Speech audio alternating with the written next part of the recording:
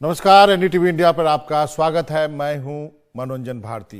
किसान आंदोलन जारी है। जिंद में महापंचायत हुई है, जहां पर जो है टिकैत साहब पहुंचे थे और बहुत बड़ी संख्या में वहां पर किसान भी पहुंचे थे। और इन सब चीजों पर क्या राय रखती है सीपीएम, उस पर बातचीत करने के लिए सीपीएम के महासचिव सीताराम येचुरी साहब हमारे साथ हैं। सर, आपका बहुत बहुत शुक्रिया, आपने वक्त निकाला एनडीटीवी से बातचीत करने के लिए। अब जो सबसे बड़ा मुद्दा ये हो गया है, आज दिल्ली के चीफ मिनिस्टर ने भी प्रेस कॉन्फ्रेंस किया कि 115 लोग बंद हैं, 18 लोगों का पता नहीं है। क्या इसके बारे में अब कुछ नहीं किया जाना चाहिए राजनीतिक दलों के तरफ से?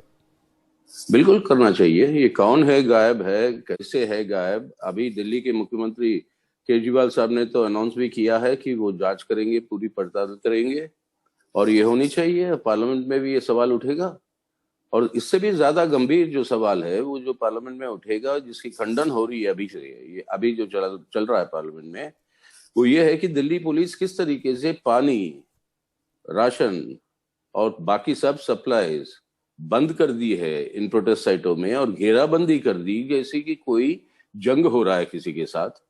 और इस तरीके की वातावरण जो पैदा किया, ना उनको टॉयलेट फैसिलिटीज जो पहुंचे गए थे दिल्ली सरकार की तरफ से, वहां तक भी उनको पहुंचने नहीं दिया और उन सबको हटा दिया गया। ये तो अमानवीयता है। ये तो घोर घोर बड़ी मानवता के ऊपर ही एक बहुत बड़ा कलंक है। आपकी जो पार्टी है सर, वो आंदोलन ही करती रहती है, आप आंदोलन के लिए ही जाने जाते हैं।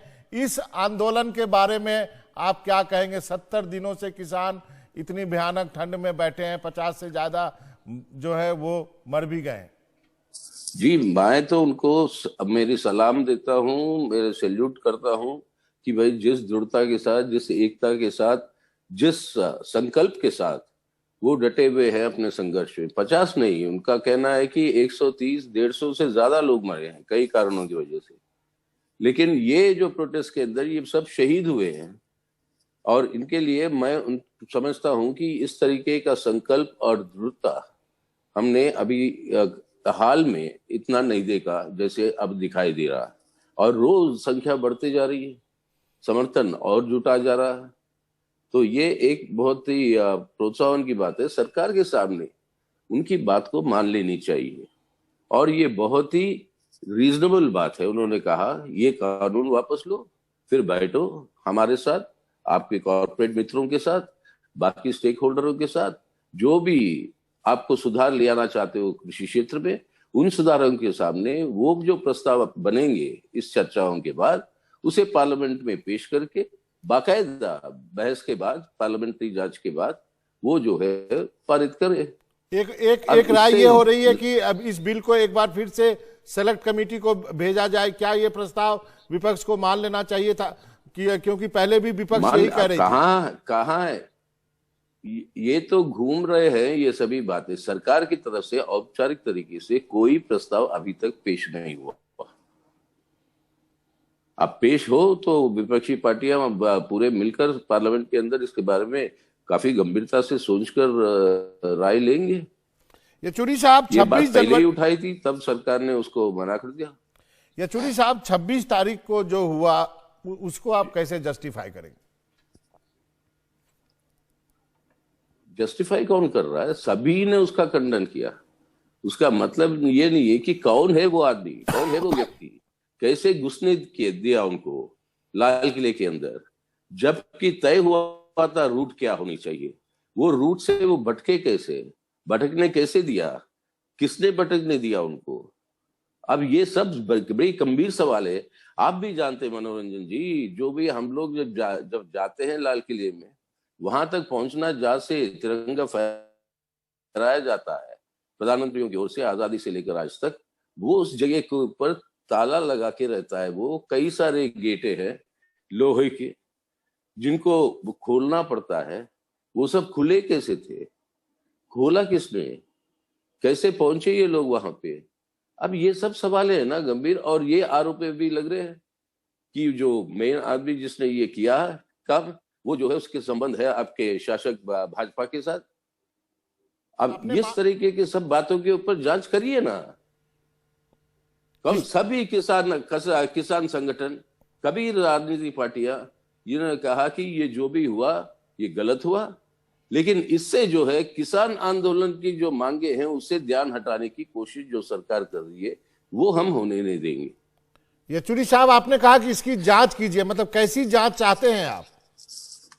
अब बताए, कोई प्रस्ताव करे सरकार तो हम कहेंगे राय क्या होनी चाहिए। उच्चतम जांच होनी चाहिए, कोई सिटिंग जज?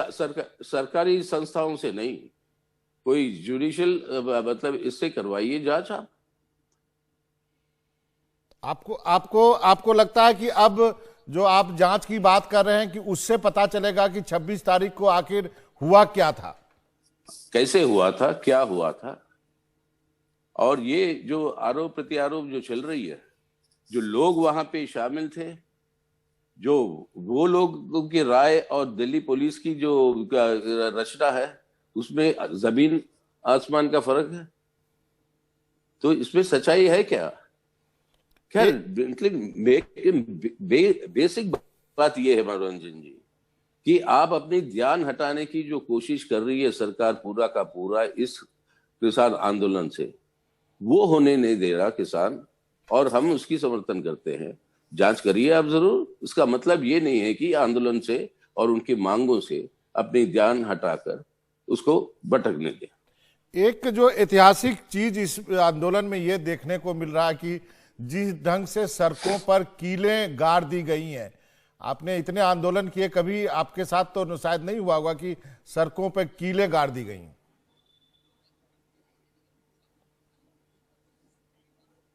सच में यही तो मैं कह रहा हूं, ये तो ऐसा लग रहा है कोई कोई युद्ध पे जा रही है सरकार, और कोई देश का दुश्मन है जिसको रोकना है, जिसको रोकने के लिए ये पूरे इंतजाम किए हुए। सिर्फ कीले गाड़ना ही नहीं, 4-4 फुट के आप कंक्रीट के दीवारें बना चुके हो ताकि वो वहां से ना निकल पाए। यानी उसे ऐसा घेराबंदी करके रखिया, ये हमारे अन्नदाता, हमारे देश के दुश्मन है। हमारे अन्नदाता जिसके पैदाइशी जो पैदा करते वो उत्पादन में खेत से, जिसको खाकर हम, आप और प्रधानमंत्री सब लोग जिंदा है, अब वो आपके हमारे देश के दुश्मन हो गए। और हर परिवार वहां पे जो बैठा हुआ है बॉर्डरों पे, हर परिवार उस प्रांत के, उस परिवारों में से कम एक आदमी होगा जो सेना में है या सैनिक दलों में है। जी। वो एक तरफ से देश की रक्षा करते हैं, दूसरी तरफ से हम लोगों को सबको जिंदा रखते हैं। वो हो गए देश के दुश्मन। ये कैसी सरकार आई भाई? अब जो इंटरनेशनल, येचुरी साहब, अब जो एक तरह से और उसूलों की बात नहीं है। अब जो इंटरनेशनल जो सेलिब्रिटीज हैं, उन्होंने जो ट्वीट करना शुरू किया है किसानों के संबंध में, उस पे जो सरकार का रिएक्शन है कि नहीं ये हमारा मामला है, इस पे आपको नहीं पढ़ना चाहिए, इस पे क्या कहेंगे आप? यार, हमारा मामला सरकार तो हर चीज के लिए कहते आ रही है, तो दूसरे देशों के मामले के अंदर हम कैसे दखल दे रहे हो आप कितनी टिप्पणियां हम देती है, हमारी सरकार देती है कि फलाना फलाना देश में क्या क्या हो रहा है, क्या अत्याचारें हो रही है। तो ये सब बातें, जो कि मानव अधिकार किसी एक देश की से सीमित नहीं है। मानव अधिकार जो है ये यूनिवर्सल ह्यूमन राइट्स कहते हैं इसे, और उस चार्टर के ऊपर भारत का भी हस्ताक्षर है। तो यूनिवर्सल ह्यूमन राइट्स की बात हम कहते हैं, तो वो यूनिवर्सल ह्यूमन राइट्स की बात के आधार पर कोई भी दुनिया के अंदर कोई भी हो, मानव अधिकार के सवाल पर, मानव सभ्यता के साथ जो भी जुड़ा हुआ हो वो बोलेगा। ये अलग बात है, गलत बोल रहा, सही बोल रहा, लेकिन ये कहना है कि आपको बोलना ही नहीं है, आपके ऊपर पाबंदी है। एक सवाल येचुरी साहब, एक सवाल बंगाल के मुतालिक है। बंगाल में क्या होने वाला? आप किसके साथ जाएंगे? कुछ दिनों पहले दीपांकर जी से बात हो रही थी, उन्होंने कहा पूरा लेफ्ट तो यूनाइट है, कांग्रेस भी साथ रहेगी, लेकिन उन्होंने कहा कि हमें बीजेपी से लड़ना है तो हम एक कदम और टीएमसी के साथ भी जाने के लिए सोच सकते हैं। देखिए, वो सवाल ये है कि इसके अंदर कोई राय नहीं है, दो राय नहीं है किसी की, कि बीजेपी को वहां पे रोकना है, वहां पे बीजेपी को हराना है। ये कैसे हो सकता है? आज लोगों के अंदर एक बहुत बड़ा एक नाराजगी कहिए, गुस्सा कहिए, अलगाव कहिए, तृणमूल कांग्रेस की सरकार से है, और वो नजर आया आपको पार्लियामेंट के चुनाव में। अब ये अलगाव होने की वजह से तृणमूल कांग्रेस को सत्ता से हटाने की जो भावना लोगों में है, अगर सब मिल जाएंगे तृणमूल कांग्रेस के साथ, तो सीधा का सीधा आप जो है सत्ता सौंप रहे हो, प्रदेश का सत्ता सौंप रहे हो आप बीजेपी के हाथ में। तो बीजेपी को हराने के मकसद के अलावा उसका उल्टा होगा। तो आज इसलिए बीजेपी को अगर हराना है तो टीएमसी को भी वहां पे हराना होगा, और यही मकसद है वामपंथियों का। और इसी के चलते हुए वामपंथी और कांग्रेस पार्टी के बीच में ये निर्णय हुआ है कि हमारे बीच में चुनावी संपर्क रहेंगे, सीटों की एडजस्टमेंट होगी, तालमेल होगा सीटों की, और उसके लिए बातचीत चल रहे हैं। और तकरीबन 200 सीटों पर ये अंडरस्टैंडिंग बन चुकी है। और 193 और बाकी सीटों पर टीएमसी से फ्रेंडली फाइट होगी।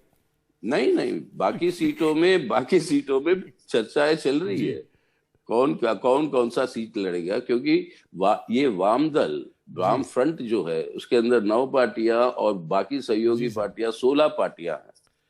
तो इन सभी और कांग्रेस पार्टी, इनके बीच में बातचीत चल रही है। ठीक है सर। येचुरी साहब, आपका बहुत बहुत शुक्रिया, आपने वक्त निकाला एनडीटीवी से बातचीत करने के लिए। आपका धन्यवाद। बहुत शुक्रिया, थैंक यू।